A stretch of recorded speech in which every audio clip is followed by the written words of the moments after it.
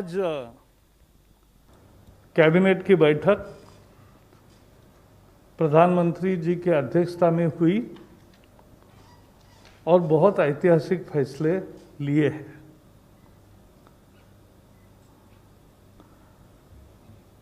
आज नौकरी के लिए जो युवा होते हैं उनको बहुत परीक्षाएं देनी पड़ती है और उनको लगभग 20 रिक्रूटमेंट एजेंसीज है। तो कोई 4-5 में अगर परीक्षाएं देता है तो उतनी परीक्षा उतनी जगह जाना, ये सब समाप्त करने के लिए एक ऐतिहासिक फैसले में नेशनल रिक्रूटमेंट एजेंसी,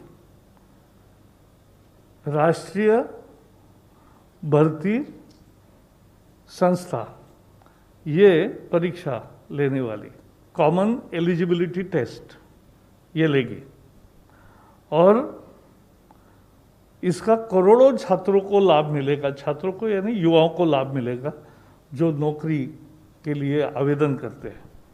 इसके बारे में विस्तार से जानकारी देने के लिए हमारे साथी जितेंद्र सिंह जी आए हैं, लेकिन मैं इतना ही कहूँगा कि ये मांग थी पूरे युवा पीढ़ी की सालों से, लेकिन नहीं हो रहा था। लेकिन इस एक निर्णय से, नेशनल रिक्रूटमेंट एजेंसी से एक परीक्षा, उससे उनकी तकलीफ भी दूर होगी, उनका पैसा भी बचेगा और मानसिक स्वास्थ्य भी ठीक रहेगा। बहुत दौड़ धूप नहीं होगी और एक ही परीक्षा से उनको आगे जाने का मौका मिलेगा। This is a revolutionary reform and I think one of the most landmark reforms in the history of independent India. And it has been possible with the direct and the personal interest and intervention of Prime Minister Modi.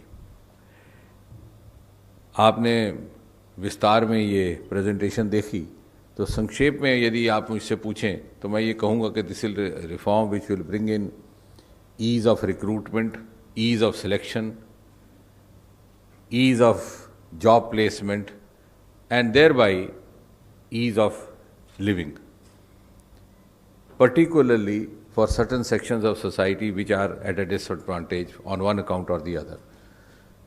उदाहरण के तौर पर economically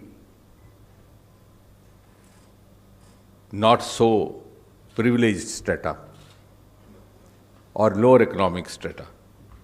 जैसा कि बताया गया कि सारा साल जब सिलेक्शन के इम्तहान होते रहें और सेंटर अलग अलग रहें, तो इस इंट्रोजिनस देश में ये संभव नहीं रहता कि हर उम्मीदवार हर जगह अपने आप को उपस्थित कर पाए। एक इम्तहान नागपुर में, एक जबलपुर में, कलकत्ता में, तो वो बेचारा फिर चॉइस बनाता है कि वहाँ जाएं, वहाँ नहीं जाएं, और उसके माता पिता भी उसी तरह से they have to make a compromise. दूसरा वर्ग होता है जो दूर दराज के क्षेत्रों में रहते हैं, पूर्वोत्तर में, जो पहाड़ी राज्यों में, for the reasons of travel, for reasons of accessibility and sometimes also the reasons of clash of dates, वो भी अपने आप को वंचित कर देता है, which is in fact also in a way depriving him of his right to try his luck. और तीसरा वर्ग जो हमारी महिला कैंडिडेट्स हैं, this has been our personal observation that many of the girl candidates, they forsake a selection test or a selection process simply because they have to travel to a different city where there's might be having some constraints of arrangement to stay, or they may not have a family member who can reliably escort them. तो parents ही कहते हैं कि बेटे रहने दो। तो उस सारी बातों को मद्देनज़र रख के, क्योंकि आपने इसके एडमिनिस्ट्रेटिव पहलू देखे, मैं इसके थोड़े से सामाजिक पहलू की दृष्टि से बात कर रहा हूँ। ये it will be A saving on the state exchequer, it will be saving on the personal cost, and it will be huge convenience. So in other words, it is a combination of convenience and cost effectiveness.